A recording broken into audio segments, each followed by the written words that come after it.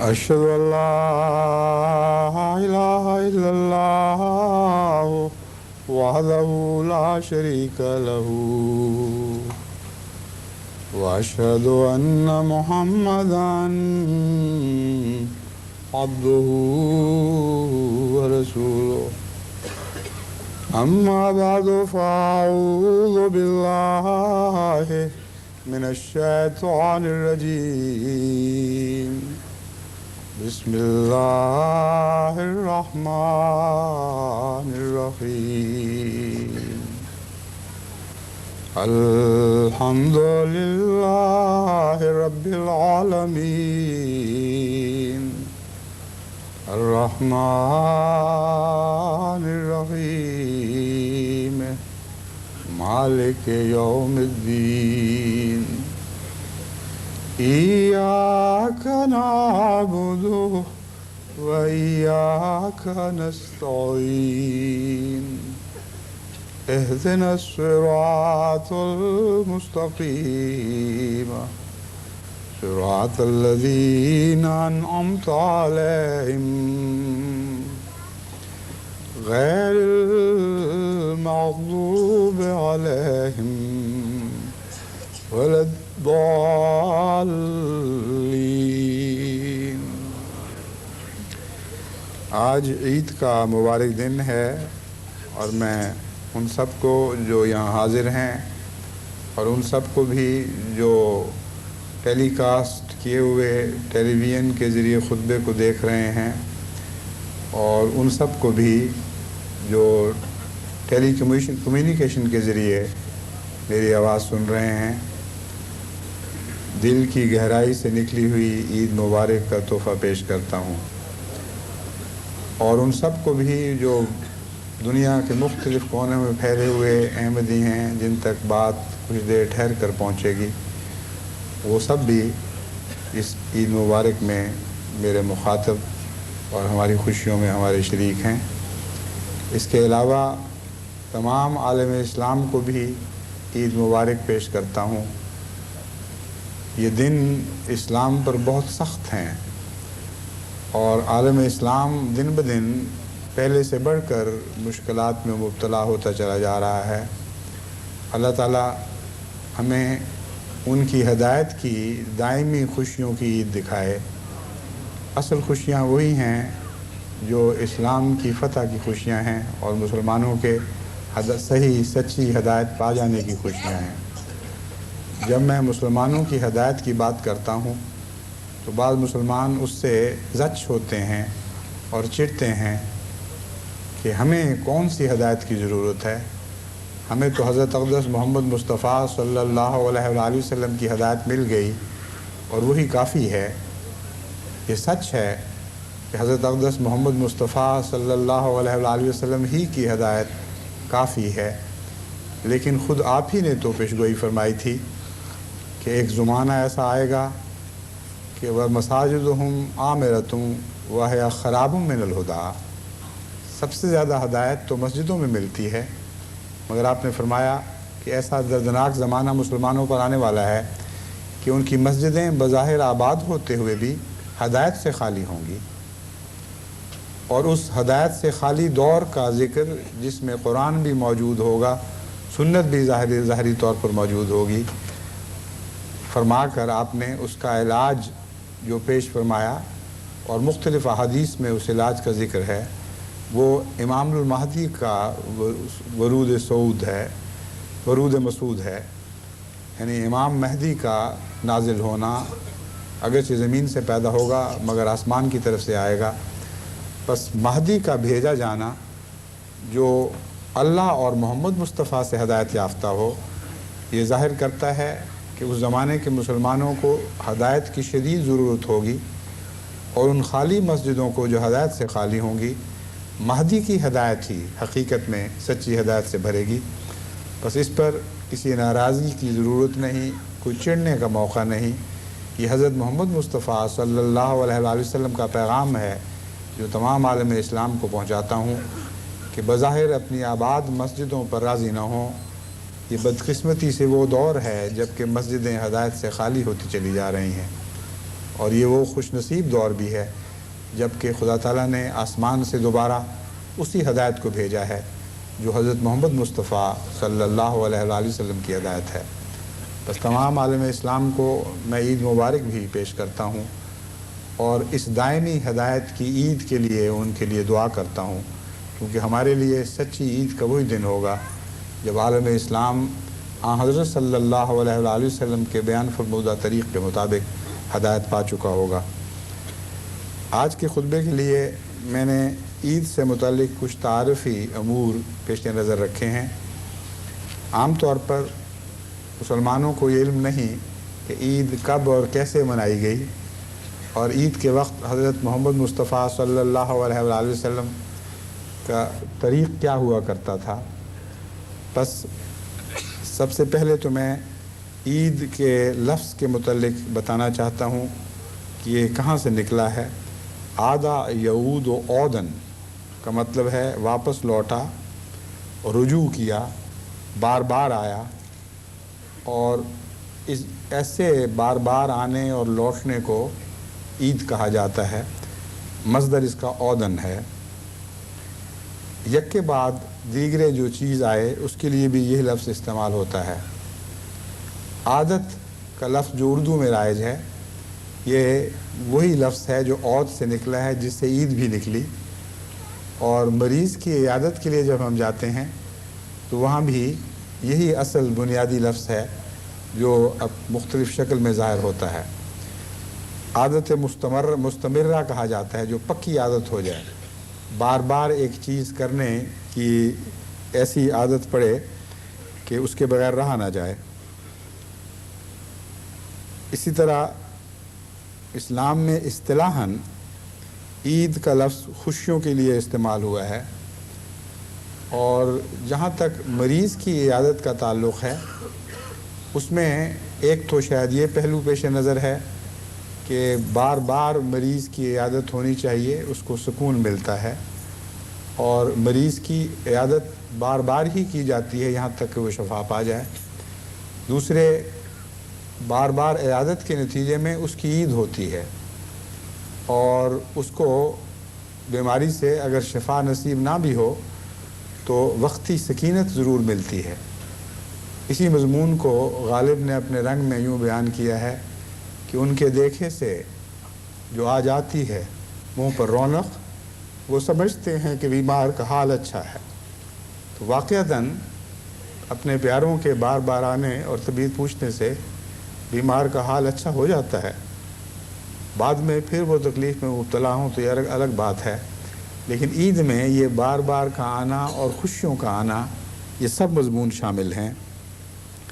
بس حضرت صلی اللہ علیہ وآلہ وسلم نے اس دن کو، جو رمضان کی قربانیوں کے بعد توبہ کی قبولیت کا دن ہے، ایک خوشخبری ہے خدا کی طرف سے کہ تمہاری عبادتیں قبول ہوئیں، تمہاری قربانیاں قبول ہوئیں، اللہ پاک نے تمہیں ایک نئی پاکیزہ زندگی عطا فرمائی ہے۔ اس خوشی میں جو دن منایا جاتا ہے اسے عید کہا جاتا ہے، اور اس میں یہ دعا شامل ہے کہ بار بار یہ دن ہم سب پر آئیں اور بار بار ہم خوشیوں سے اکٹھے اس دن میں سے گزریں۔ حضرت صلی اللہ علیہ وآلہ وسلم اس دن خصوصیت کے ساتھ تکبیر و تحمید فرمایا کرتے تھے، کیونکہ عید کے مفہوم میں ایک یہ بھی مضمون شامل ہے کہ اپنے پیاروں کا ذکر مجالس میں کیا جائے، اور ایسی خوشیوں کی مجالس منعقد کی جائیں جن میں اپنے بزرگوں اور پیاروں کے کارناموں کا ذکر بڑے شان کے ساتھ دہرایا جائے، تاکہ لوگ ان کی باتوں کو یاد رکھیں اور زندہ رکھیں۔ یہ مفہوم زمانہ جاہلیت کی خوشیوں کے دنوں کی منانے کے طریق سے اخذ کیا گیا ہے، اور ان کی بھی عیدیں ہوا کرتی تھیں، اور ان عیدوں میں خصوصاً وہ محافل منعقد کر کے اپنے آباء و اجداد کی شان میں بڑے بڑے شاندار قصیدے پڑھا کرتے تھے، اور اسے ذکرہ کہتے تھے، اپنے پیاروں کی یاد کو زندہ کرنا۔ بس حضرت اقدس محمد مصطفیٰ صلی اللہ علیہ وآلہ وسلم اس دن حضرت حضرت جل شانہ اللہ تعالیٰ کا ذکر بڑے خاص انداز اور پیار اور جلال اور جمال کے ساتھ کیا کرتے تھے۔ بس ان معنوں میں آپ کی عید میں سب سے اول بات اللہ کا ذکر بلند کرنا تھا۔ عید کب شروع ہوئی اس کے متعلق جہاں تک میں نے تحقیق کی ہے یہ بات ثابت ہوئی ہے، اور اس کے خلاف اور کوئی بات کسی کتاب میں درج نہیں، کہ 2 ہجری میں جب پہلا رمضان فرض ہوا اور اسی رمضان میں جنگ بدر لڑی گئی ہے، اس کے بعد چند دن کے بعد پھر عید آئی ہے، اور مسلمانوں نے پہلی عید جنگ کے بعد، جنگ کے ابھی زخم پوری طرح مندمل بھی نہیں ہوئے تھے تو اس وقت منائی ہے۔ اور حضرت صلی اللہ علیہ وآلہ وسلم کے متعلق بھی آتا ہے کہ آپ کے اوپر تھکاوٹ کے کچھ آثار تھے، کیونکہ آپ نے حضرت بلال کا سہارا لیا اور بلال کے سہارے سے کھڑے ہو کر خطبہ بھی دیا۔ اور یہ وہی عید ہے جس سے چند دن پہلے آپ نے فطرانہ کے صدقے کا اعلان فرمایا اور اس کی فرضیت کا اعلان فرمایا۔ آپ نے فرمایا کہ فطرانہ عید فرض کیا گیا ہے، اور اس پر تمام صحابہ سے یعنی مسلمانوں سے اس وقت یہ فطرانہ اکٹھا کیا گیا، جو عید سے پہلے اکٹھا ہوا اور عید کے روز اور بعد میں غرباء میں تقسیم ہوا۔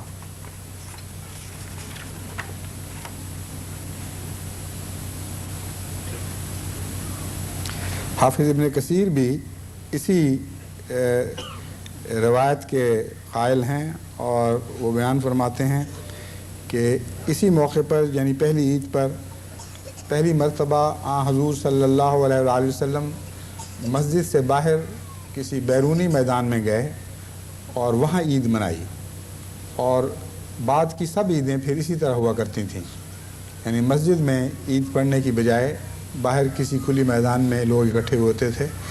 اور اس میں ایک حکمت یہ پیش نظر تھی کہ عید زیادہ وسیع علاقے کے لوگوں کو اکٹھے ہونے کا نام ہے، صرف ایک شہر کے لوگوں کا جامع مسجد میں اکٹھا ہونا پیش نظر نہیں ہوا کرتا، بلکہ وسیع علاقے کے لوگ ایک جگہ اکٹھے ہوں اور ایک دوسرے کی خوشیوں میں شریک ہوں۔ اس لیے عام مسجدیں لازماً چھوٹی ہو جاتی ہیں، اور حضور صلی اللہ علیہ وآلہ وسلم نے اسی حکمت کے پیش نظر باہر نکل کر کھلے میدان میں عید پڑھائی۔ اس آپ کے سامنے سترے کے طور پر جو نیزہ گاڑا گیا کہ وہ نیزہ تھا جو نجاشی نے حضرت زبیر کو تحفۃً دیا تھا، اور اس کے بعد پھر یہی عادت بن گئی کہ جب بھی حضور اکرم صلی اللہ علیہ وسلم عید کے لیے تشریف لے جاتے تو سامنے سترے کے طور پر یعنی قبلے رخ کی تعیین کے لیے تاکہ آگے سے کوئی گزرے تو نماز میں خلل واقع نہ ہو، نشان کے طور پر ایک نیزہ گاڑ دیا جاتا ہے، سوٹی گاڑ دی جاتی تھی۔ تو اس موقع پر نجاشی کا دیا ہوا نیزہ گاڑا گیا، اور آئندہ ہمیشہ یہی ہونا تھا اور یہی ہوتا رہا۔ حضرت صلی اللہ علیہ وآلہ وسلم نے جو خطبات عید دیے ہیں ان کا خلاصہ مختلف روایات میں ملتا ہے۔ ایک روایت کے مطابق جو حضرت جابر بن عبداللہ کی روایت ہے، حضور صلی اللہ علیہ وآلہ وسلم اپنے خطبے میں اس طرح خدا کی حمد و ثنا فرماتے کہ جس کا وہ حقیقی طور پر اہل ہے، یعنی غیر معمولی انہماک اور جوش اور ولولے کے ساتھ اللہ تعالیٰ کی حمد بیان فرمایا کرتے تھے۔ ایک روایت میں آتا ہے عید کے موقع کی نہیں مگر ایک دوسرے موقع کی ہے، اس سے اندازہ ہوتا ہے کہ یہ کیا بات کہی گئی ہے کہ کس طرح اللہ تعالیٰ کی حمد، اس طرح اللہ کی حمد بیان فرماتے جیسا کہ حق ہے، کہ حضرت صلی اللہ علیہ وآلہ وسلم نے ایک موقع پر ممبر پر چڑھ کر خدا کی حمد و ثنا بیان کرنی شروع کی۔ آپ کی آواز بلند اور پرشوقت ہوتی چلی گئی، آپ کا چہرہ تمتمانے لگا، اور ایسا جلال ظاہر ہوا کہ اس کی شدت کے ساتھ ممبر کانپنے لگا جس پر آپ کھڑے تھے، اور احباب سننے والوں پر بھی ایک لرزہ طاری ہو گیا۔ بس اس شان کے ساتھ حضرت اقدس محمد مصطفیٰ صلی اللہ علیہ وآلہ وسلم اپنے رب کا ذکر بلند فرمایا کرتے تھے، اور عید میں یہ مفہوم داخل ہے کہ اپنے بڑوں اور بزرگوں کا ذکر کیا جائے، اور اللہ سب سے بڑا ہے، اس لیے عید کے دن سب سے زیادہ اللہ ہی کا ذکر بلند کرنا چاہیے۔ پھر وہ کہتے ہیں کہ پھر فرمایا کرتے کہ جس کو وہ ہدایت دے اسے کوئی گمراہ نہیں کر سکتا۔ یہ وہی خطبہ ہے جو مسنون خطبہ ہم ہر جمعے میں بھی پڑھتے ہیں۔ من یہدہ اللہ فلا مضل لہ ومن یضللہ فلا ہادی لہ، جسے اللہ ہدایت دے اسے کوئی گمراہ نہیں کر سکتا، جسے وہ گمراہ ٹھہرا دے اسے کوئی ہدایت نہیں دے سکتا۔ سب سے سچا کلام کتاب اللہ ہے، اور بہترین ہدایت محمد کی ہدایت ہے۔ یہ وہی ہدایت ہے جس کا میں نے ابتدا میں ذکر کیا۔ اگر حضرت محمد مصطفیٰ صلی اللہ علیہ وآلہ وسلم کی ہدایت کسی دور کو نہ پہنچے تو ان کی اپنی بدبختی اس کی راہ میں حائل ہوتی ہے۔ اس ہدایت کو دوبارہ جاری کرنے کا طریق آسمان سے اس ہدایت کا دوبارہ نازل ہونا ہے، اور انہی معنوں میں آنے والے ہدایت دینے والے کا نام مہدی رکھا گیا، یعنی پہلے وہ خود ہدایت یافتہ ہوگا، پھر ہدایت دینے کا اہل بنے گا۔ یعنی اس کی ہدایت نہیں ہوگی، وہ اصل میں محمد مصطفیٰ کی ہدایت ہوگی، ان سے پہلے لے گا، مہدی بنے گا، پھر ہادی بننے کا اہل قرار دیا جائے گا۔ پھر آپ فرماتے سب سے برے کام وہ ہیں جو شریعت میں نہ ہوں اور بعد میں شریعت میں داخل کر دیے جائیں، یعنی ایسی رسمیں جو شریعت میں داخل نہ ہوں اور شریعت کے نام پر ان کا اضافہ کر دیا جائے۔ آپ نے فرمایا یہ بدعتیں ہیں، اور یہ غیر شرعی بدعات گمراہی کی طرف لے جاتی ہیں، اور گمراہی جہنم میں لے جانے والی چیز ہے۔ پھر فرماتے میں اور الساعہ یعنی قیامہ ان دو انگلیوں کی طرح ہیں، یعنی ملے ہوئے ہیں۔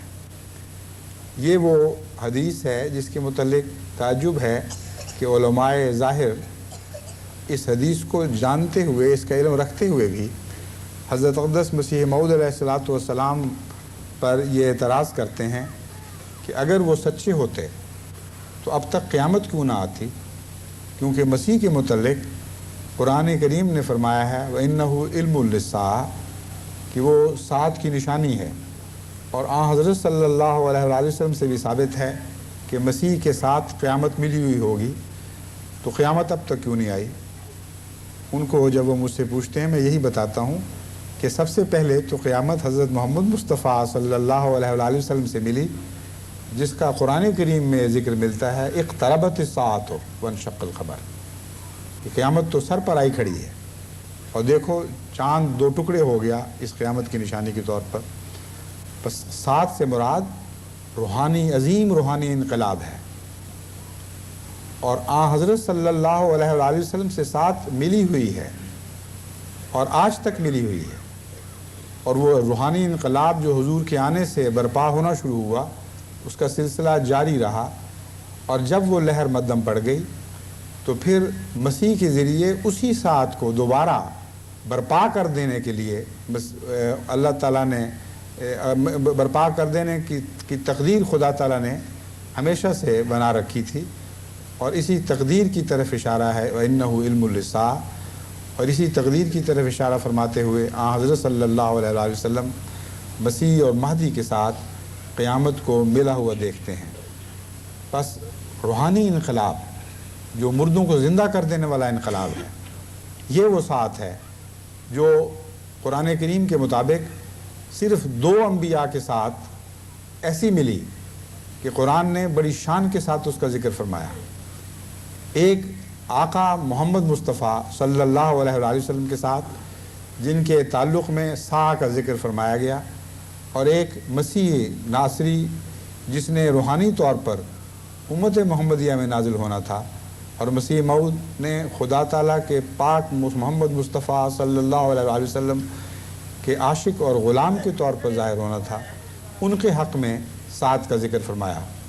اس کے علاوہ آپ تمام قرآن کریم کا مطالعہ کر کے دیکھ لیں، تمام احادیث کا مطالعہ کر کے دیکھ لیں، آپ کو ساتھ کا کہیں اور ذکر نہیں ملے گا۔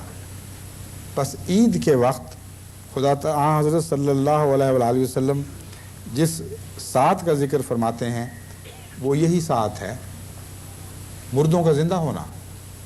اور عید کے ساتھ اس کا تعلق یہ ہے کہ سچی خوشیاں اسی ساتھ کے ساتھ وابستہ ہیں۔ اصل عید مسلمانوں کی تب ہوگی جب مردے نئی زندگی پائیں گے اور ایک سور پھونکا جائے گا دنیا میں، اور اس کے نتیجے میں صدیوں یا ہزاروں سال کے گڑے ہوئے مردے، روحانی مردے پھر زندہ کیے جائیں گے۔ بس اللہ تعالیٰ جماعت احمدیہ کو یہ توفیق بخشے کہ ان کے ساتھ، یعنی مسیح موعود کے غلاموں کے ساتھ جس ساتھ کے کو آگے بڑھانا مقدر ہے، ہم اسے تیزی کے ساتھ آگے بڑھاتے رہیں اور اس کے دائرے کو وسیع تر کرتے چلے جائیں۔ کہتے ہیں کہ حضرت جابر کی روایت ہے کہ جب حضرت صلی اللہ علیہ وآلہ وسلم نے ساتھ کا ذکر فرمایا تو آپ کے رخسار مبارک سرخ ہو گئے اور آواز بلند ہو گئی، اور اس قدر شدت پیدا ہوئی گویا ایک لشکر سے ڈرا رہے ہیں جو قریب پہنچا ہوا ہو۔ اور فرمایا، اور جیسے وہ کہہ رہے ہیں، آپ یہ فرما رہے ہیں، یہ اب سب طرز بیان ہے، فرما نہیں رہے تھے کہ گویا یہ فرما رہے ہوں کہ وہ قریب آ گیا ہے۔ تو اقتربت سات میں جو مضمون ہے وہی مضمون ہے دراصل جو حضرت صلی اللہ علیہ وآلہ وسلم کے اس طرز بیان پر حاوی ہوا۔ قیامت ساتھ کی خبر جہاں خوشخبری ہے وہاں ایک انذار کا پہلو بھی رکھتی ہے، ایک دردناک حالت کا نقشہ کھینچتی ہے۔ دنیا قبرستان کی طرح ہو چکی ہوتی ہے، ایسی حالت میں ان مردوں کو زندہ کرنا ایک بہت ہی اہم کام ہے، اور اسی لیے حضور صلی اللہ علیہ وآلہ وسلم نے جب ساتھ کا ذکر فرمایا یا حضرت جابر کے بیان کے مطابق جب بھی ذکر فرماتے آپ کا چہرہ تمتما اٹھتا اور بڑے جلال اور شان کے ساتھ کا ذکر فرماتے۔ اس کے بعد حضرت صلی اللہ علیہ وآلہ وسلم یہ فرمایا کرتے کہ اگر میرا کسی پر قرض ہے تو اس کا میں دیندار ہوں، لیکن اگر میری امت میں سے لوگوں پر قرض ہے، ایک منٹ میں یہ فرمایا کرتے کہ اگر کسی نے میری امت میں سے کوئی مال چھوڑا ہو تو وہ اس کے اہل و عیال اور وہ رسا کے لیے ہے، لیکن اگر قرض چھوڑا ہو تو وہ میرے ذمہ ہے، وہ میں ادا کروں گا۔ یہ ایک ایسا مضمون ہے جس کے متعلق غور کرنا چاہیے کہ کیا حضرت صلی اللہ علیہ وسلم کے زمانے میں ایسا ہی تھا۔ میں نے جہاں تک مطالعہ کیا ہے، میرے نزدیک حضرت صلی اللہ علیہ وسلم کے اس قول کا اطلاق ان پیارے محبت کرنے والے صحابہ پر ہوتا ہے جو مجبوری کی حالت میں فوت ہوئے، جن کی عادت نہیں تھی قرض لے کر نہ واپس کرنا، جو دیندار لوگ تھے اور تقوی کے مطابق جب قرض لیا کرتے تھے تو واپس کیا کرتے تھے۔ ایسے لوگوں کا قرض جیسا کہ اس حدیث سے ظاہر ہے لازماً حضرت صلی اللہ علیہ وسلم ادا فرمایا کرتے تھے اور کرتے ہوں گے، لیکن وہ لوگ جو زندگی میں قرض لیتے ہیں، لیتے وقت بھی بددیانتی شامل حال ہوتی ہے، ان کے قرض کا بیت المال سے یا انبیاء اور ان کے نمائندوں سے کوئی تعلق نہیں ہے۔ وہ ایک ظلم کماتے ہیں جس کے وہ خود ذمہ دار ہیں۔ بس یہ وضاحت کر دینی ضروری ہے، ورنہ مجھے کل خط آنے شروع ہو جائیں گے کہ ہمارے قرض اتارو، اور ایسے لوگ بھی خط لکھیں گے جن کی عادت ہے لوگوں کے پیسے کھانا۔ میں ان کو بتاتا ہوں ان کے لیے کوئی خوشخبری نہیں ہے اس حدیث میں، ان کے لیے انذار کا پہلو ہے، ان کا قرض ان کے ذمہ ہے اور وہ اس کے جواب دہ ہوں گے۔ ایک اور روایت میں جو حضرت جابر ہی کی ہے یہ درج ہے، یعنی اس میں پہلے تو وہ روایت تھی یوں فرمایا کرتے تھے، یہ روایت ہے ایک عید کے موقع پر اس طرح ہوا، یہ ایک معین روایت ہے۔ کہتے ہیں حضور صلی اللہ علیہ وآلہ وسلم کے ساتھ عید کے دن نماز میں حاضر ہوا، آپ نے خطبہ سے قبل نماز پڑھائی جیسے کہ اب پڑھائی جاتی ہے ہمیشہ، نہ تو اذان دی گئی نہ ہی اقامت کہی گئی۔ پھر نماز سے فارغ ہو کر آپ بلال کا سہارا لیتے ہوئے کھڑے ہوئے، یہ غالباً اسی پہلی عید کا ذکر ہے۔ بلال کا سہارا لیتے ہوئے کھڑے ہوئے اور لوگوں کو تقویٰ کی تاکید فرمائی اور اپنی اطاعت کی رغبت دلائی اور لوگوں کو واضح و نصیحت فرمائی۔ پھر آپ عورتوں کی طرف تشریف لے گئے اور انہیں واضح و نصیحت فرمائی۔ یہی وجہ ہے کہ میں بھی عید کے بعد عورتوں کی طرف ضرور حاضر ہوتا ہوں، کیونکہ آن حضرت صلی اللہ علیہ وآلہ وسلم کی یہ سنت تھی اور ان کا یہ حق ہے کہ ان سے بھی جا کر کچھ مختصر خطاب کیا جائے۔ لمبا خطبہ آپ نہیں دیا کرتے تھے عورتوں میں جا کر، لیکن مختصر خطاب ضرور فرمایا کرتے تھے اور انہیں واضح و نصیحت فرمائی۔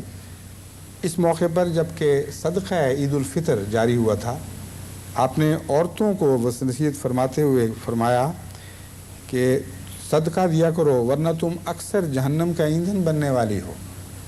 اس پر ایک خاتون کھڑی ہو گئیں، ان کے متعلق فرمایا، حضرت جابر کہتے ہیں ایک سرخی مائل سیاہ رنگ خاتون، یعنی ایسا سیاہ رنگ جو سیاہی میں شدت نہ رکھتا ہو بلکہ اس پہ سرخی دوڑتی ہو، اس رنگ کی خاتون تھیں، اٹھیں اور وہ کوئی اپنے علاقے کی بلند مرتبہ معزز خاتون تھیں۔ انہوں نے عرض کیا، کیوں یا رسول اللہ، عورتوں پہ کیا آفت آئی ہے کہ انہی کو آپ نے جہنم سے ڈرایا ہے؟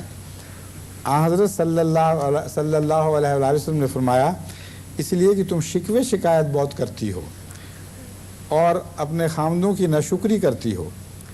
جابر بیان کرتے ہیں کہ اس پر خواتین نے اپنے زیورات، کانٹے، بالیاں اتار کر حضرت بلال کے چادر میں ڈالنی شروع کی تاکہ اس صدقہ و خیرات کے ذریعے ان کی غفلتوں کا ازالہ ہو اور اللہ تعالیٰ ان سے راضی ہو۔ سنن نسائی میں بھی یہی روایت ہے اور صحیح مسلم کتاب صلاۃ العیدین میں بھی یہی روایت درج ہے۔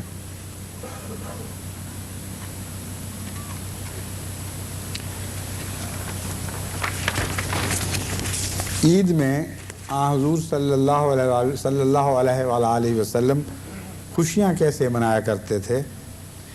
صحیح مسلم کتاب صلاۃ العیدین اور صحیح بخاری کتاب العیدین میں یہ روایت درج ہے۔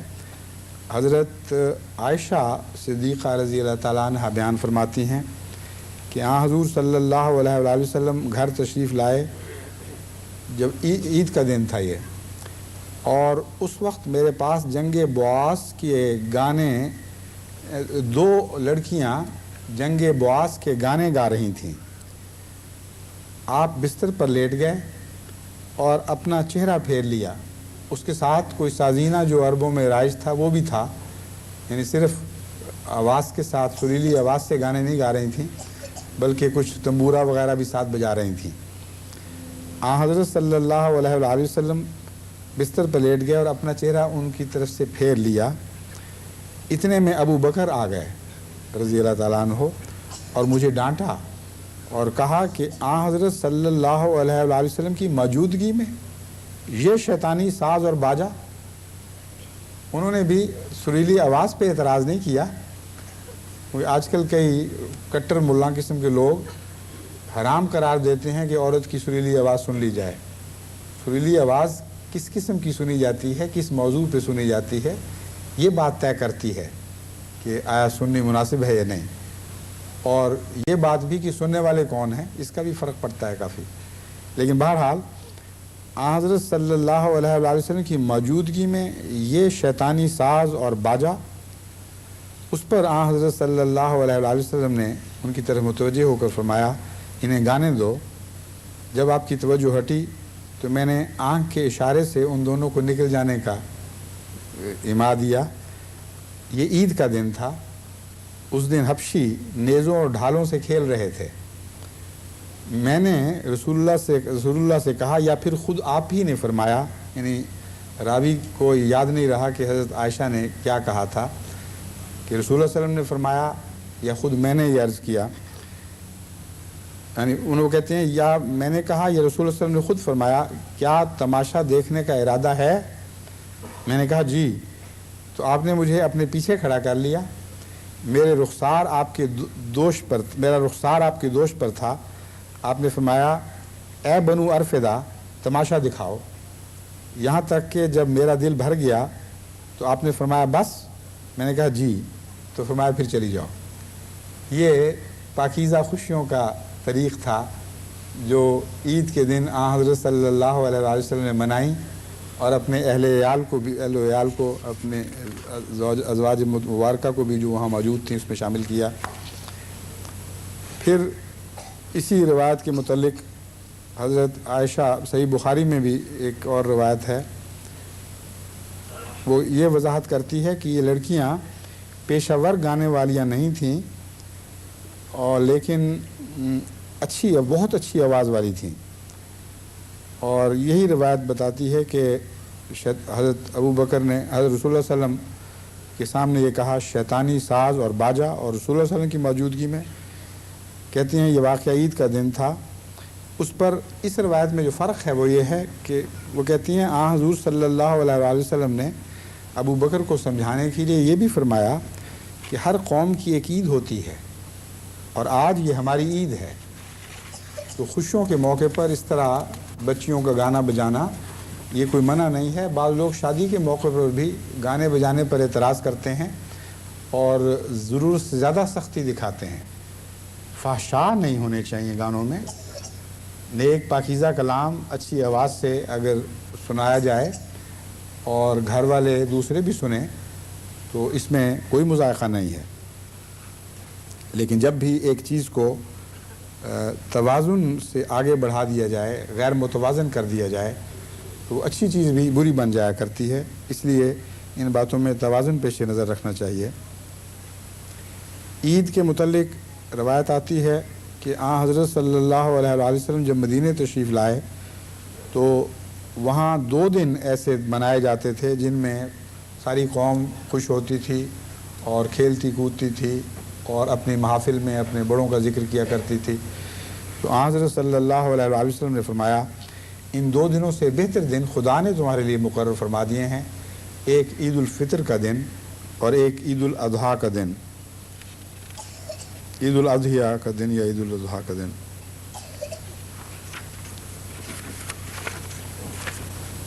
حضرت اقدس مسیح موعود علیہ الصلوۃ والسلام کے الہامات میں بھی عید کا ذکر موجود ہے۔ ایک الہام ہوا العید الآخر تنال منہ فتحا عظیما، کہ ایک دوسری عید بھی تمہارے لیے مقدر کی جا چکی ہے اور وہ فتح عظیمہ کی عید ہے، یعنی جب تمہیں اسلام کی خوشیوں کی اسلام کی فتح کی خوشی نصیب ہوگی، اور اس عید کا ایک وقتی فوری تعلق بعض ایسے دشمنوں کی ہلاکت سے تھا جن کے متعلق اللہ تعالیٰ نے آپ کو خبر دی تھی، اور اس الہام سے پہلے سعد اللہ لدھیانوی اب مباہلہ کے نتیجے میں مباہلہ کی معین مدت میں نمونیا اور پلیگ سے مر گیا، تو یہ پہلا نشان پورا ہوا۔ تو دوسری عید کے متعلق حضرت مسیح موعود علیہ الصلوۃ والسلام فرماتے ہیں کہ اس کا تعلق ڈوئی کی موت سے تھا جو اس کے کچھ دیر کے بعد واقع ہوئی، اور یہاں اسلام کے دشمن، خدا کے دشمن کا پیشگوئیوں کے مطابق ہلاک ہونا بھی خدا کے نزدیک ایک عید کا دن بن گیا۔ پس بعض دفعہ بعض نادانی میں لوگ یہ اعتراض کرتے ہیں کہ جب ضیاء الحق جیسا کہ اللہ تعالیٰ نے خبر دی تھی اس طرح مارا گیا تو آپ نے خوشی کیوں کی؟ میں اس کا جواب یہ دیا کرتا ہوں کہ خوشی میں فرق ہوتا ہے۔ ایک ہے کمینے رنگ میں دشمن کی موت پر خوش ہونا، یہ مومن کو زیب نہیں دیتا، اور ہرگز کسی کی موت پر مومن خوش نہیں ہوا کرتا۔ لیکن جب الہی نشان اس کے ساتھ وابستہ ہو اور عظیم الشان ہیبت کا نشان ظاہر ہو تو مومن خدا تعالیٰ کے وعدے کے ایفا پر اور ایک شاندار اظہار تعلق کے نتیجے میں خوشی کرتا ہے، نہ کہ کسی کی موت کی خوشی۔ بس ان خوشیوں میں کسی کی موت کی خوشی نہیں ہے بلکہ الہی نشان کے پورا ہونے کی خوشی ہے۔ اس بات کو اور اس باریک فرق کو احمدیوں کو ہمیشہ پیش نظر رکھنا چاہیے۔ ایک الہام آپ کو ایسا ہوا جس کے متعلق آپ نہیں سمجھ سکے کہ کیا مراد ہے، لیکن میں یہ سمجھتا ہوں اور میں امید رکھتا ہوں کہ میری یہ سوچ درست ہے کہ اس کا اس عید سے تعلق ہے۔ آپ نے فرمایا آج رات خواب میں دیکھا کہ کوئی شخص کہتا ہے کہ لڑکے کہتے ہیں عید کل تو نہیں پر پرسوں ہوگی۔ جب میری اہلیہ کی وفات پرسوں ہوئی تو اس وقت فوری طور پر میرے ذہن میں پہلا یہ خیال آیا کہ اگر جنازے کی تیاری عید سے پہلے نہ ہو سکی تو عید میں ایک رنگ میں خلل واقع ہو جائے گا، اور اگرچہ عید تو بہرحال منائیں گے لیکن اس عید میں دل پر ایک بہت ہی سخت تکلیف کی کیفیت بھی بے اختیار طاری رہے گی۔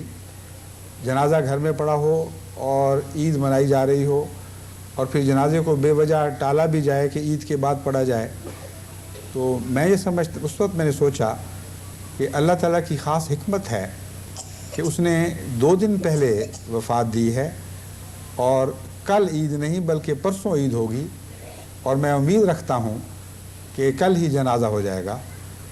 اور اس کے بعد یہ الہام میرے سامنے پیش کیا گیا تو بالکل میری فکروں کے مطابق ایک جواب تھا کہ عید کل نہیں پرسوں ہوگی۔ اس میں 2 پیغام تھے، ایک یہ کہ کل کا دن عید کا دن نہیں یعنی غم کا دن ہے، اور دوسرا یہ کہ جب عید کا دن آئے گا تمہیں خوشیاں منانی ہوں گی، یہ غم بھولنا ہوگا۔ اور آج جب ہم صبح آتے ہوئے میں اپنے بچوں کو لے کر آصفہ بیگم کی قبر پر دعا کے لیے گیا اور عید مبارک پیش کرنے کے لیے، کیونکہ روحوں کو بھی خدا تعالیٰ کے فضل کے ساتھ اگر اللہ چاہے تو یہ پیغام مل جایا کرتے ہیں، تو واپسی پر میری بچیوں نے اسی بات کا ذکر کیا اور کہا کہ دیکھیں اللہ تعالیٰ کی کیسی شان ہے، کیسی پرفیکٹ ٹائمنگ کی ہے اس نے۔ اگر بیماری کی حالت میں بھی ہم ان کو چھوڑ کر آتے تو عید ہمارے لیے بڑی مشکل عید ہونی تھی۔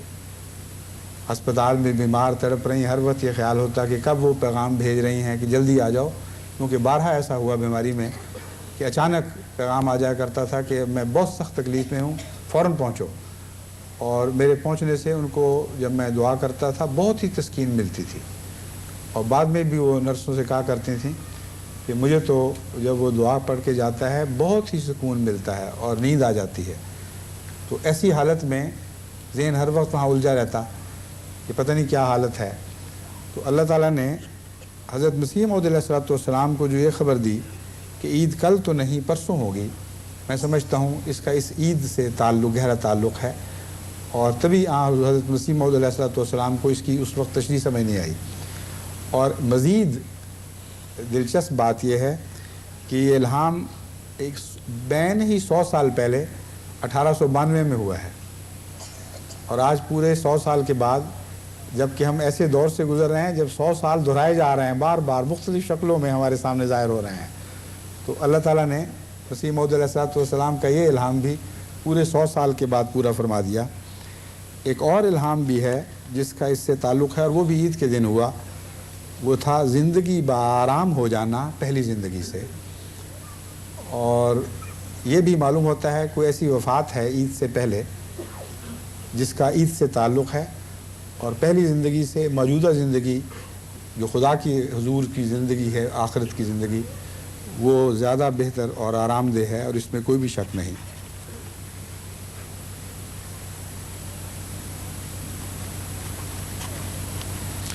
ایک موقع پر آپ نے فرمایا الہام ہوا آمدن عید مبارک بادت، تمہیں عید کی آمد بہت بہت مبارک ہو، عید تو ہے چاہے کرو نہ کرو۔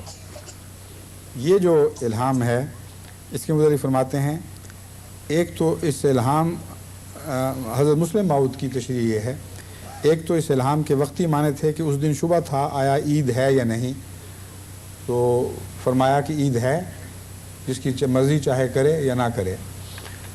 لیکن میرے نزدیک حضرت مسلم موعود فرماتے ہیں چاہے کرو یا نہ کرو، اس سے مراد یہ نہیں کہ اللہ تعالیٰ اجازت دے رہا ہے کہ بے شک نہ کرو۔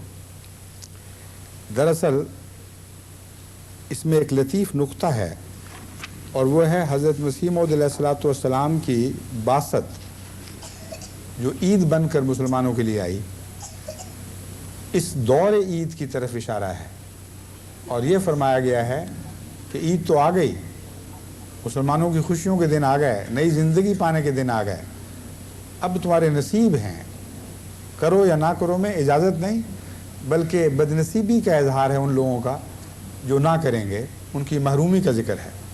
جس طرح انسان ہم اردو زبان میں بھی اور مختلف زبانوں میں کہتے ہیں تمہاری قسمت، تمہارا مقدر، شامل ہو تو اچھی بات، نہیں تو تمہاری محرومی، ان معنوں میں یہ الہام ہوا کہ عید تو ہے، چاہے کرو یا نہ کرو۔ ایک دفعہ میں نے عید کے موقع پر یہ نصیحت کی تھی کہ سچی عید تو وہی ہوتی ہے جس میں خوشیوں والا اپنی خوشیوں میں دوسرے کو شریک کرے، اور کسی کا دکھ اس طرح بانٹے کہ اس کے دکھ میں کمی واقع کرے، اس کی سچی ہمدردی محسوس کرے، اور غریبوں کے ساتھ اپنی خوشیاں ملا دے، ان کی خوشیوں کا معیار بلند کر دے، خواہ اس میں اپنی خوشیاں کچھ کم ہی کرنی پڑیں۔ اس نصیحت کو جماعت نے بہت ہی عمدہ طریقے پر قبول فرمایا، اور ساری دنیا میں اس ہماری عید کی خوشیوں کے ساتھ یہ مضمون داخل ہوا، اور بہت سے لوگ بھول گئے بعد میں، لیکن بہت سے ایسے ہیں جنہوں نے اس کو یاد رکھا ہوا ہے، اور اکثر عید کے بعد مجھے خطوں سے یہ پتہ چلتا ہے کہ جو لوگ بھی اس نصیحت کو یاد رکھے ہوئے ہیں اور اس پر مستقل عمل کر رہے ہیں، ان کی عید عام عیدوں کے مقابل پر بہت ہی زیادہ پرلطف اور عظیم روحانی کیفیات کی حامل ہو جاتی ہے۔ اور ہمیشہ لکھنے والے لکھتے ہیں کہ جب ہمیں یاد آتی ہے یہ بات، اور تلاش کر کے محلے والوں کو پاس پہنچتے ہیں، غریبوں کی خوشیوں میں اپنی خوشیاں غریبوں کی خوشیوں میں ملانے کی کوشش کرتے ہیں، ان کے بچوں کے لیے کوئی تحفہ لے کے جاتے ہیں، کوئی گھر میں اچھا کھانا پہنچا دیتے ہیں، تو وہ جو کیفیت ہم دیکھتے ہیں وہ ایک ایسی عظیم جزا ہے کہ اس کی کوئی مثال نہیں ہے، کوئی دنیا کی دوسری لذت اس کا مقابلہ نہیں کر سکتی۔ بعض خطوں میں ایسے دردناک نظارے ہوتے ہیں جو خوشی کی دردناکیاں ہیں، خوشی سے بھی تو آنسو آ جایا کرتے ہیں۔ وہ کہتے ہیں کہ جب ہم پہنچے ایک غریب کے گھر، مجھے خط کا مضمون یاد ہے، ان کے ہاں واقعی ضرورت تھی، ایسی عید منا رہے تھے کہ جس میں کوئی کھانے کی اچھی چیز نہیں تھی، نہ گوشت تھا، نہ کوئی اور چیز، نہ کپڑے تھے۔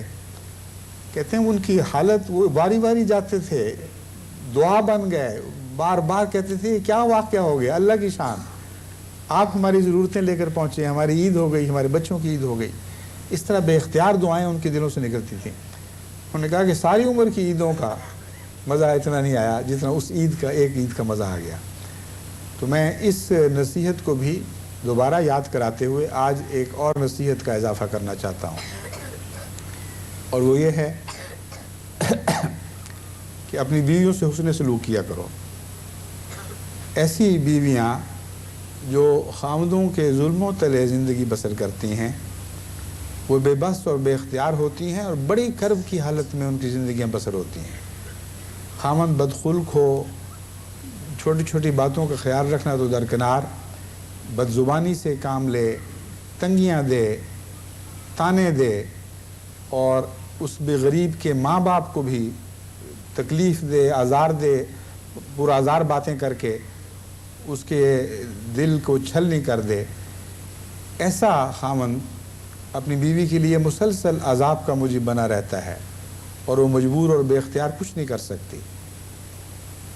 اس عید کے وقت اگر کوئی سچا احمدی ہے، میری بات سن رہا ہے، میری بات کا اس کے دل پر اثر ہو سکتا ہے، تو میں اسے نصیحت کرتا ہوں کہ اپنی زندگی میں ایک انقلاب برپا کرے، پھر اسے سچی عید نصیب ہوگی۔ ایک مظلوم لڑکی جو کسی کی بیٹی ہے، کسی کے ناز کی پالی ہوئی بیٹی ہے، کسی اور کے گھر میں جا کر اس کے رحم و کرم پر آ جائے اور اسے ظلم کا نشانہ بنایا جائے، یہ بہت بڑا گناہ ہے، کوئی معمولی گناہ نہیں ہے۔ ایسا شخص اگر باز نہیں آئے گا تو اسے عذاب علیم کی خوشخبری دیتا ہوں، اور میں یقین رکھتا ہوں کہ مرنے کے بعد اس کی زندگی دردناک عذاب میں مبتلا ہوگی۔ اس دنیا میں بھی اگر ہوش آ جائے تو ہوش آنے پر انسان کو بہت تکلیف پہنچتی ہے، لیکن میں یہ دیکھتا ہوں اور بہت سے خطوں سے مجھے یہ بات معلوم ہوتی ہے کہ اس ایسے ظلموں میں صرف خاوند شریک نہیں ہوا کرتے، بلکہ بہت حد تک ساسوں کا قصور ہوتا ہے۔ احمدی مجھے لکھتے ہیں آپ مردوں کو کوستے رہتے ہیں، یا کوسنے کا لفظ تو زیادہ سخت ہے، ان کو ڈانٹتے ہیں، نصیحتیں کرتے ہیں، عورتوں کا خیال نہیں کہ وہ بھی زیادتیاں کرتی ہیں۔ عورتیں کرتی ہوں گی، کرتی بھی ہیں، جیسا کہ رسول اللہ صلی اللہ علیہ وسلم نے فرمایا ناشکریاں بھی کرتی ہیں، لیکن ناشکری کے نتیجے میں حضرت صلی اللہ علیہ وآلہ وسلم کا کیا طریق تھا اس کو دیکھو۔ آپ فرماتے ہیں خیرکم خیرکم لأہلہ وانا خیرکم لأہلہ، تم میں سے بہترین شخص وہ ہے خدا کے نزدیک جو اپنے اہل کے لیے بہترین ہو، اور میں نمونہ ہوں بہترین ہونے کا، اہل کے لیے سب سے اچھا میں ہوں۔ حضرت صلی اللہ علیہ وآلہ وسلم نے تو کبھی کسی ناشکری کے نتیجے میں بدخلقی کا مظاہرہ نہیں کیا، بڑے پیار اور محبت کے ساتھ بات سمجھایا کرتے تھے، دعائیں کیا کرتے تھے، اور اس کے نتیجے میں وہ خواتین مبارکہ جو پہلے ہی مقدس تھیں اور خدا کے نزدیک سعادت یافتہ تھیں، وہ کندن بن کر آپ کی صحبت میں چمکی، اور عظیم الشان نمونہ ہمیشہ کے لیے آنے والی خواتین کے لیے چھوڑ گئیں۔ ان کی ناشکریاں شکر میں تبدیل ہو گئیں، ان کو دن بدن یہ احساس بڑھتا چلا گیا کہ اس سے بڑی کوئی خوش نصیبی نہیں ہو سکتی کہ ہم حضرت اقدس محمد مصطفیٰ صلی اللہ علیہ وآلہ وسلم کے عقد میں آئی ہیں۔ بس حضرت کے نمونے کو دیکھیں اور اس سے فیض پائیں۔ اگر ایسا نہیں کریں گے تو میں یقین دلاتا ہوں کہ اس سے آپ کو بہت تکلیف پہنچنے والی ہے۔ وہ خواتین جو صرف خاوند کے ظلم کا نشانہ نہ بنیں بلکہ ساس اور نندوں کے ظلم کا بھی نشانہ بنیں، ان کی عجیب کیفیت ہوتی ہے۔ خوشیوں کے موقع پر بھی ان کو نہیں چھوڑا جاتا، ایسے موقع پر بھی تان دیے جاتے ہیں جن میں ان کا کوئی قصور نہیں۔ ایک لڑکی نے مجھے خط لکھا کہ خدا کے لیے میری دعا کریں، مجھے خدا ایک بیٹا دے دے۔ 4 بیٹیاں ہیں، ہر بیٹی کے وقت عذاب میں مبتلا ہو جاتی، ساس تانے دیتی ہے، نندیں تانے دیتی ہیں، خاوند کہتا ہے کیا جھوٹ جیسی چیز تم ہمارے گھر آ گئی ہو، کیا نحوستیں لے کے آئی ہو، ہماری نسل برباد کر دی، کوئی بیٹا نہیں پیدا ہوا۔ اور یہ نحوستیں جو ہیں یہ وہ ساسیں ہیں، ان کو نحوست سمجھتی ہیں اور نحوست کی تعلیم دے رہی ہوتی ہیں اپنے بچوں کو، تو کیا وہ خود عورت نہیں ہے؟ کیا وہ خود نحوست کا نشان نہیں ہے؟ ایسی ذلیل اور کمینی حرکتیں اگر احمدی معاشرے میں پائی جائیں تو ہم دنیا کو تعلیم دینے کے اہل نہیں ہیں۔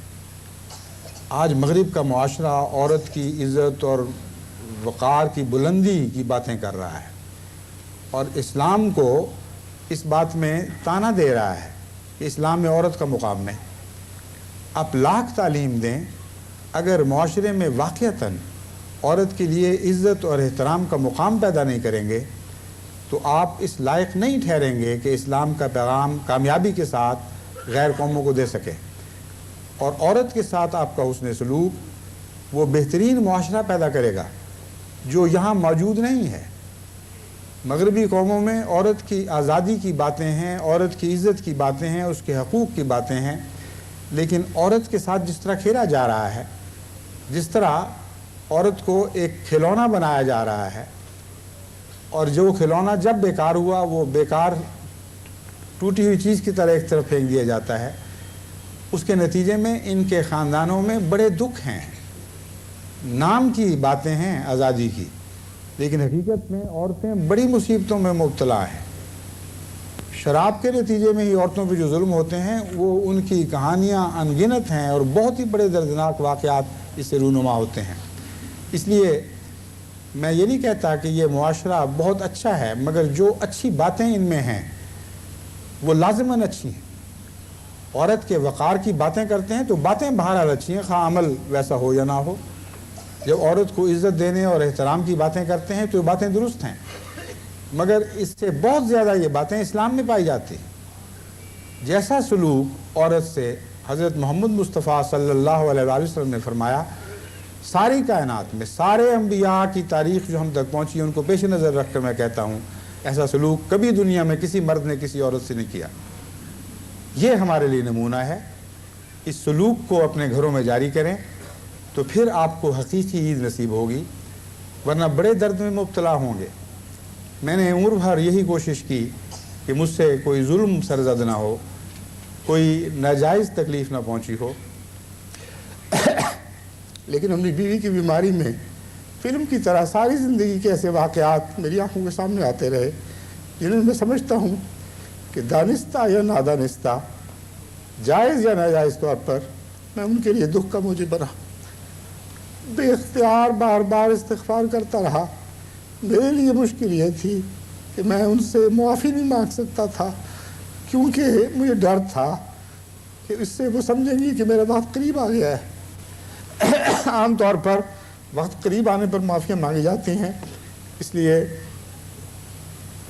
خدا سے معافی مانگتا رہا کہ خدا جو کچھ بھی وقت گزر گیا، اگر میری طرف سے کوئی زیادتی ہوئی ہے تو مجھے معاف فرما دے، اور ان کی روح کو تحریک فرما کہ یہ مجھے معاف فرما دیں۔ اگر ان کی طرف سے کوئی زیادتی ہوئی ہے تو خدا کی قسم میرے دل سے سب داغ مٹ چکے ہیں اور میں کلیتاً راضی ہو کر ان کو رخصت کرنے والا ہوں۔ یہی دعائیں تھیں جو مجھے بے چین رکھتی رہیں، اور اس دوران مجھے ان مظلوم عورتوں کا خیال آتا رہا جن کے خاوند ابھی بھی غفلت کی زندگی بسر کر رہے ہیں، ان کو احساس ہی نہیں کہ وہ کس حالت میں اپنی عورتوں سے سلوک کرتے ہیں۔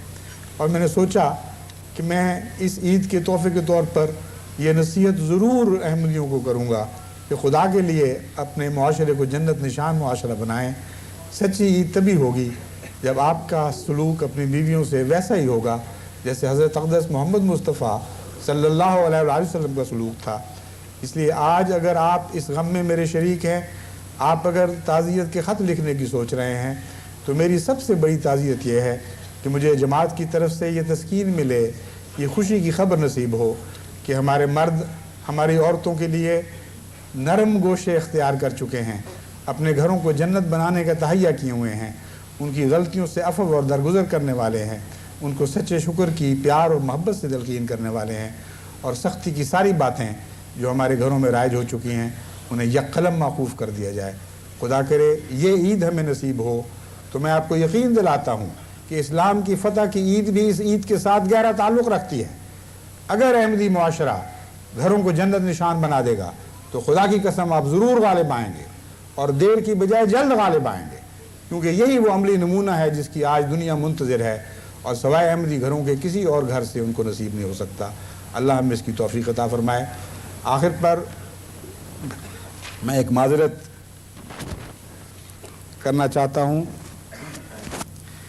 کل جو درس تھا مجھے ایک ایسی از خود رفضگی کسی کیفیت تھی، مجھے بعد میں یاد ہی نہیں کہ میں نے کیا کہا ہے اور کیا نہیں کہا، یہ بھی نہیں پتہ کہ کوئی غلط بات تو نہیں کہہ گیا۔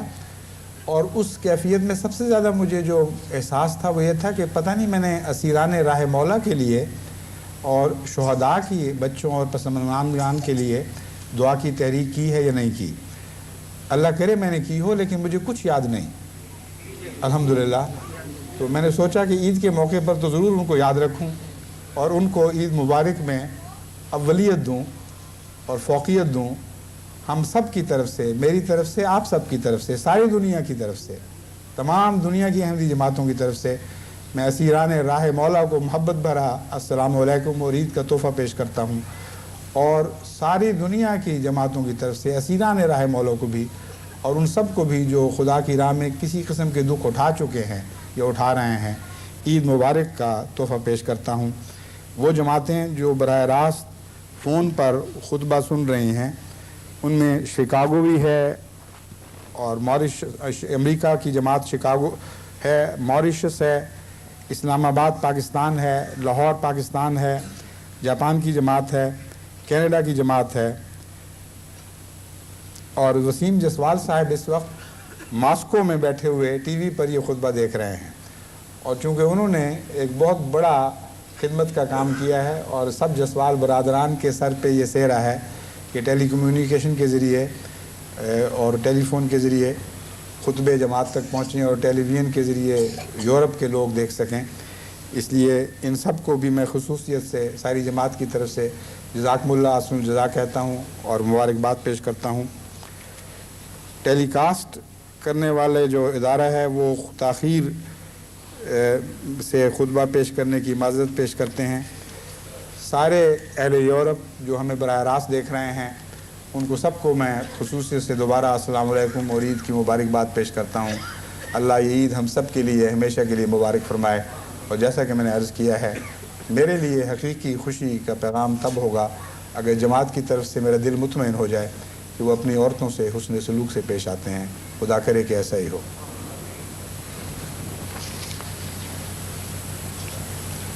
الحمدللہ نحمدہ ونستعینہ ونستغفرہ ونؤمن بہ ونتوکل علیہ. بیٹھنے کی بات کرنا چاہیے.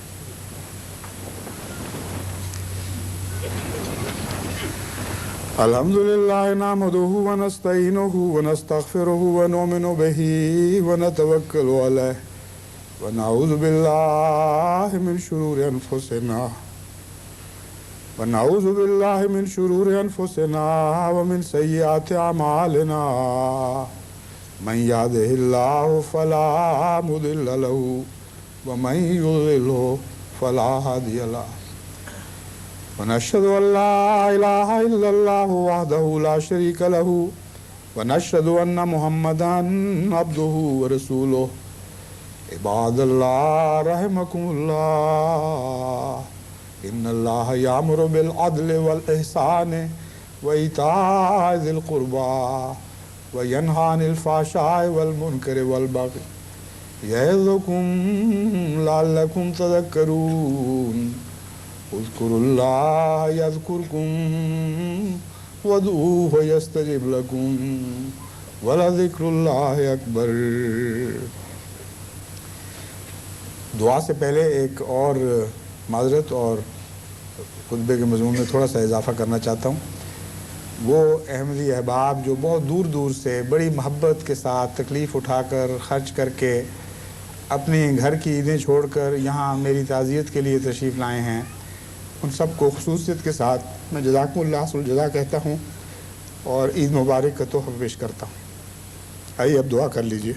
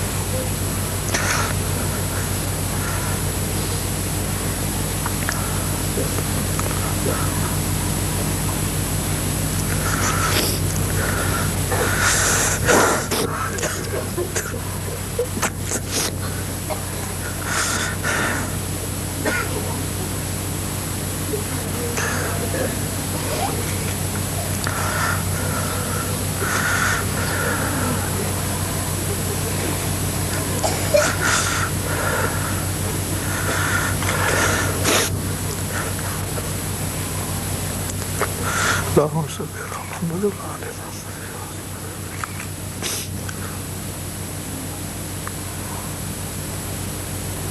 آمین.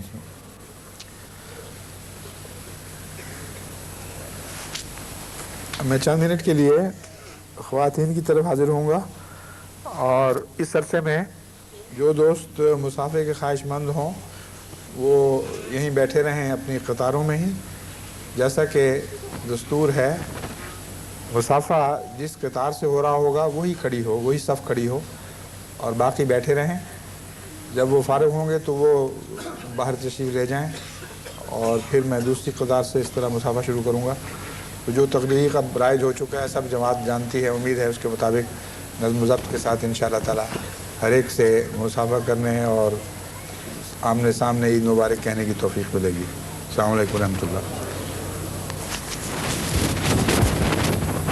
یہ آلہ یہیں چھوڑ جانا ہے یا ساتھ لے کے جانا ہے؟ یہ آلہ کام کرے گا وہاں سے؟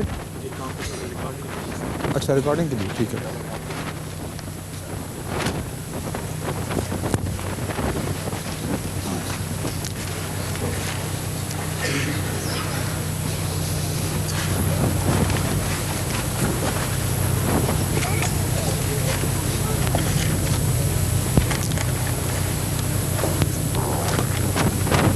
السلام علیکم، عید مبارک سب کو۔ السلام علیکم۔ تم بھی بیگم آ گئی گھر؟ آپ نے سن لی ہے نصیحت؟ اچھا، شکر ہے۔ السلام علیکم۔ السلام علیکم۔ کیا حال ہے؟ ٹھیک ہے بچے؟ ٹھیک ہے۔ کدھر سے جانا ہے؟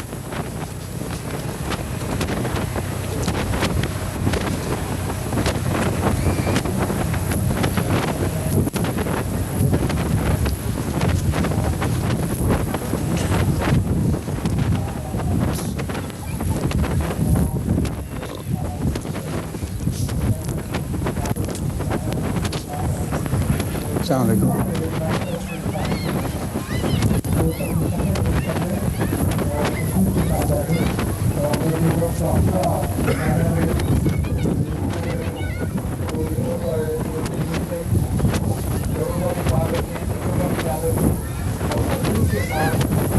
کدھر سے جانا ہے؟ آگے سے؟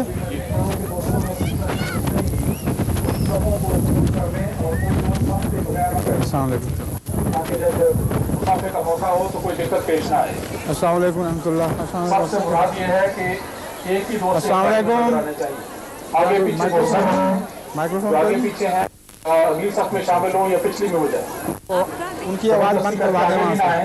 پچھلی صف میں جانے میں مجھے مائکرو فون نہیں دیا اور وہ بند کر دیں۔ بیٹھیں اور سب دوستوں کو انشاءاللہ جیسا ہر سال بھی یہ طریق رہا ہے، سب دوستوں کو مسافے کا شرف حاصل ہوگا، کوئی دوست اس سے معروم نہیں رہیں گے، یہ فکر مندی کوئی دوست نہ رکھیں۔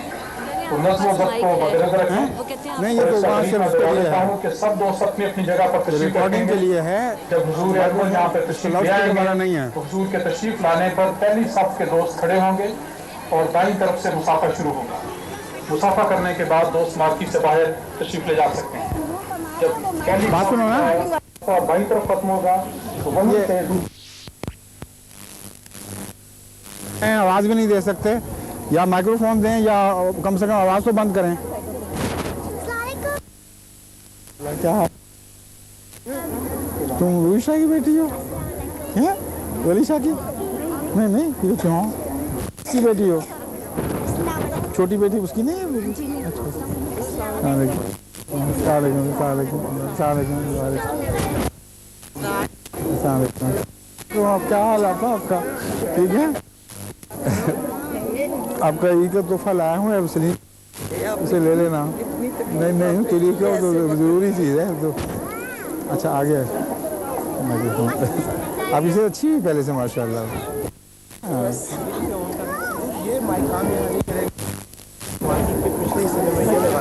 ہاں، یہ وہ کہہ رہے تھے کہ صرف ہے۔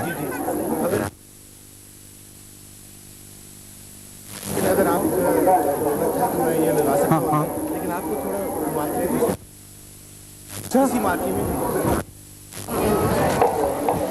مشکل ہو جائے نہیں پھر۔ اچھا خاموش ہو جائیں بس، کافی ہے۔ اب خاموشی سے پلیز۔ السلام علیکم ورحمۃ اللہ۔ آواز آ رہی ہے آخر تک؟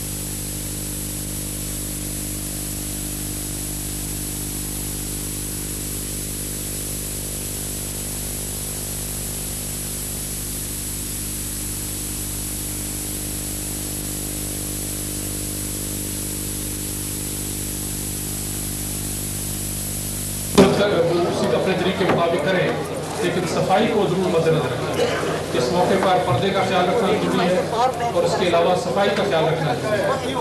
जो चीज़ें भी आप इस्तेमाल करें, किसी किस्म का गन यहाँ इस्लामाबाद न छोड़ें, उनको नायलॉन के लिफाफों में डालकर जो डस्टबिन मुहैया किए गए हैं उनमें डालें, ताकि आप खाने के बाद से मवाद हर लिहाज से पूरी तरह साफ हो और कोई गंदगी बाद में मुंतज़मीन के लिए दिक्कत न हो।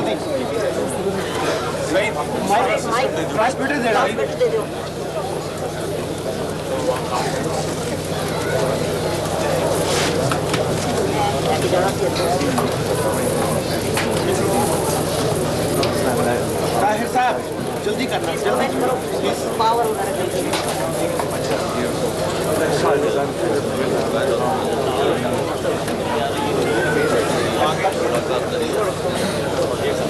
उनके सेक्रेटरी की तरफ से ये ऐलान है कि अंसारुल अहमदिया का नेशनल इज्तिमा इंशाअल्लाह 11 और 12 अप्रैल को लंदन मस्जिद में मुनक़िद होगा। 11 और 12 अप्रैल को लंदन मस्जिद में अंसारुल अहमदिया का UK सालाना इज्तिमा मुनक़िद होगा। इसमें सब अतवार शामिल होंगे और मुंसमीन और कायदीन इसके लिए इत्माम करें। मज़ीद तफसीलात उनको भिजवा दी गई हैं। अगर कोई दिक्कत हो तो अपने मुकामी कायद से रब्ता करें। मुकर्रम एडिशनल वकील इशाद साहब की तरफ से ऐलान है कि यूरोपियन मिशन और दीगर मिशन के आज जो नुमाइंदगान यहाँ पर तशरीफ़ लाए हुए हैं वो बराए करम ईद के बाद उनको उनके दफ्तर में जो इस्लामाबाद में है वकालत इरशाद के दफ्तर में मिल लें। उनके बाद ज़रूरी कुतब वकील मिशन को भिजवानी है वो उनके हाथ भिजवाए जा सकती हैं। नसीर अहमद साहब सफ़र ऑफ ब्राइडन के लिए ऐलान है कि उनके दोस्त मंसूर अहमद साहब की कार इस्लामाबाद आते हुए ख़राब हो गई है और A3 पर गिलफर्ड फ्लाई ओवर के करीब वो उनका इंतज़ार कर रहे हैं। इस वक्त जाके उन्हें मिले या बाद में जाते हुए उस जगह पर उन्हें मिले और उनकी मदद करें।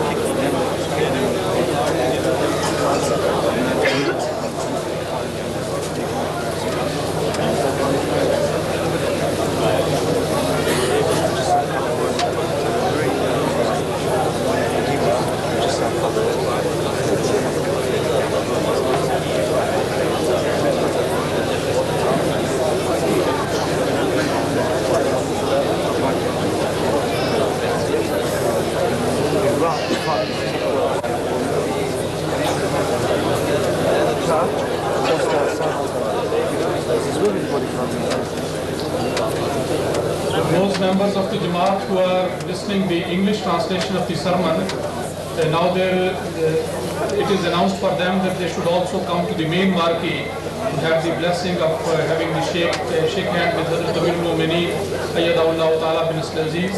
All of them who are sitting in the smaller marquee, they are now requested to come to the main marquee and join here.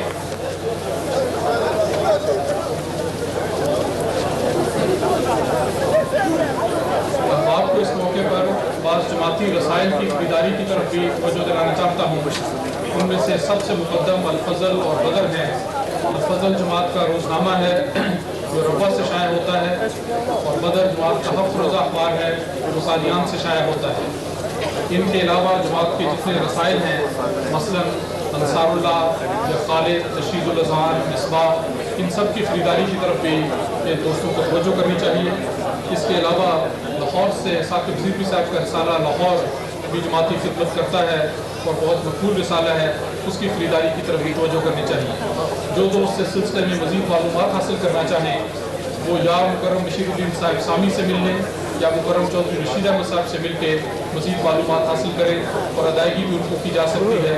ये सारे रसायल जमात के दोस्तों को खरीदने चाहिए और ख़ास तौर पर अल-फज़ल के बारे में और बदर के बारे में दोस्तों को ज़्यादा तवज्जो करनी चाहिए, क्योंकि हुज़ूर अय्यदहुल्लाह तआला बिन अज़ीज़ के खुतबात मुकम्मल सूरत में अखबारात से छपते हैं और ताज़ा तरीन जमाती हालात और इतलात भी उनमें शाया होती है।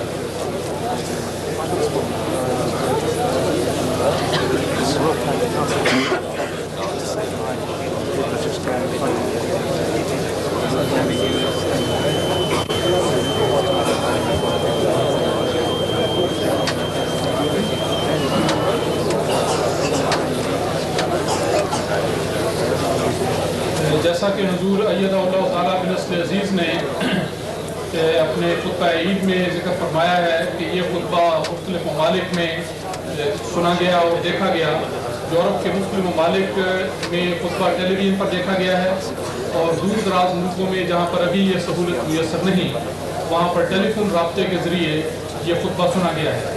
اس سلسلے میں ابھی یہ خوش کن اطلاع ملی ہے کہ آج کا یہ عید الفطر کا خطبہ لاہور میں جماعت احمدیہ کے 5000 افراد نے سننے کی سعادت حاصل کی.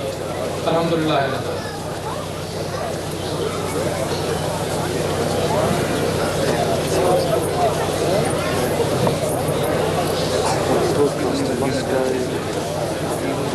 All the countries, Canada,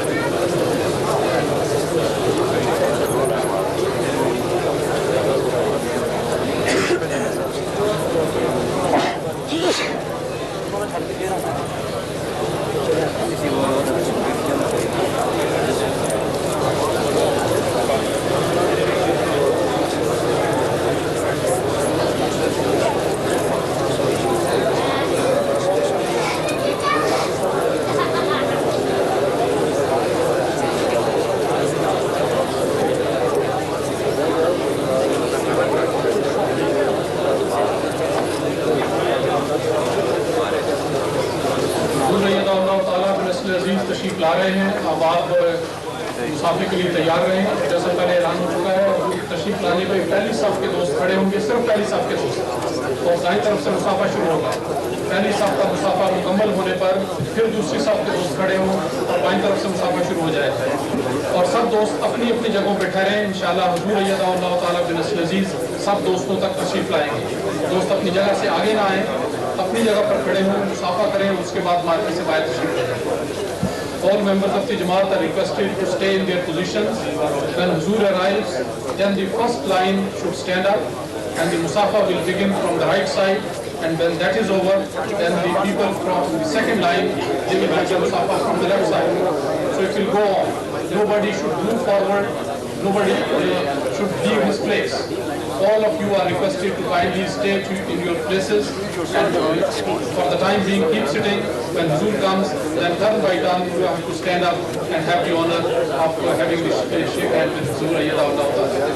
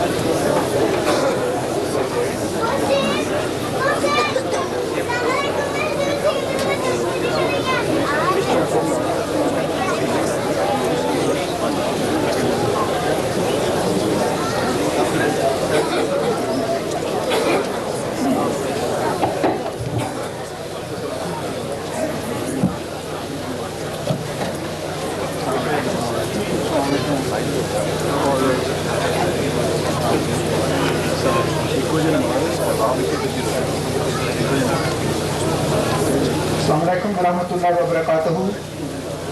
حضور انور کے ارشاد کے مطابق ظہر اور عصر کی نمازیں یہاں ادا کی جائیں گی اسی مارکی میں 1 بجے.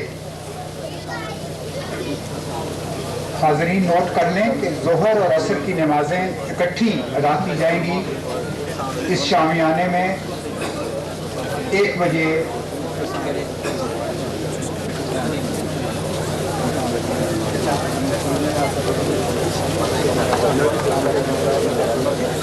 Please note that Zohar and Asr prayers will be offered at 1 o'clock in this marquee for men and in the ladies marquee. At 1 o'clock, Zohar and Asr prayers will be offered.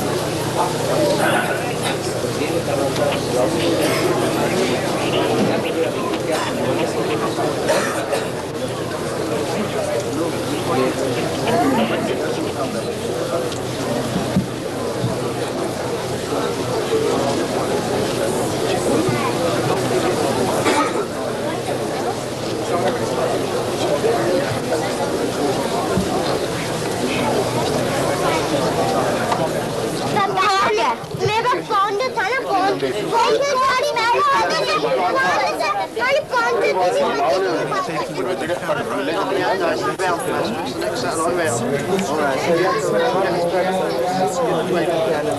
What you've got to do is move your dish. Move your dish round 13, 6. You move your dish round 6. To the right.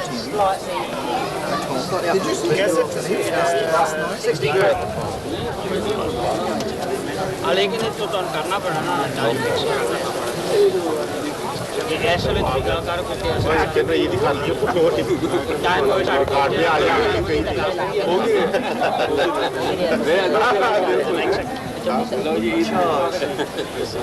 हमारा मिल रही सबसे बड़े नजर नहीं आ रही बात भी नजर आ गया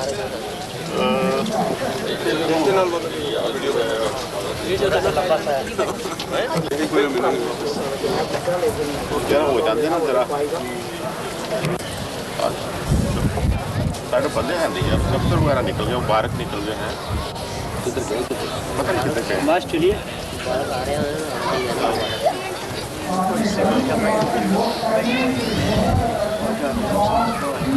डिश आ रही है किन साहब के नहीं कितनी चाहिए पूरी चाहिए पूरी नजर आ रहे हैं बिल्कुल पीछे पीछे जाए जाओ इधर सिस्टम भी नजर आना चाहिए ना किसी खाली डिश ना नजर आए मेरा ख्याल है बैठ